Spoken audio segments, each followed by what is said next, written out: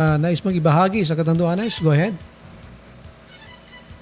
Basta ang masasabi ko lang po sa aking mga Katandunganon, huwag niyong sabihin na nag-credit po ang isang tao, nag-credit po ang isang tao para magkaroon ng sapat ng kuryente po sa Catanduanes. At tulad ng sinasabi ko palagi, si Governor Patrick Asansa ay 3 times pumunta po sa Department of Energy para makiusap kay Secretary Sharon Garin na mapaayos ang kuryente sa Catanduanes.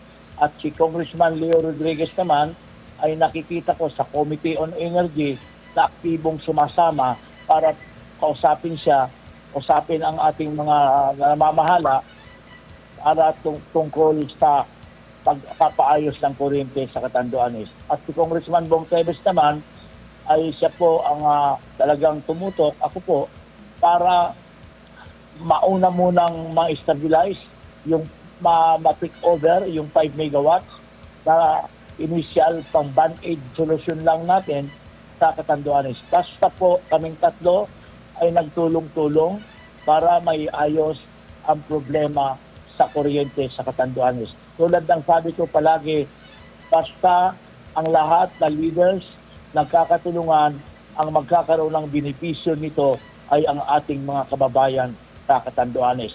Wala pong sino ang nanalo rito, wala pong sino ang magaling dito.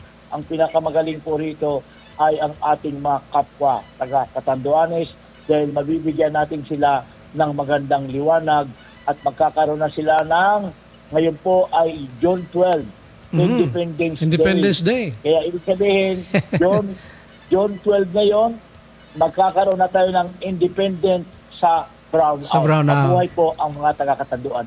Ayan. Happy Independence Day, Kong. Thank you and have a nice day.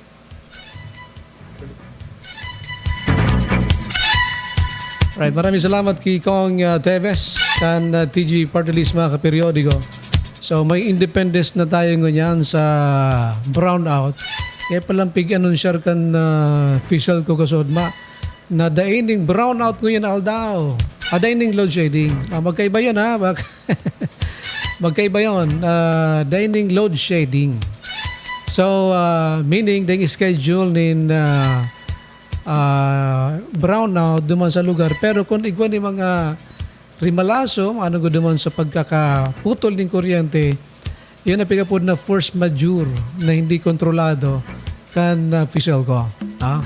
Alright, so malinaw ha. Malinaw tabi. So sa tuyang paliwanag.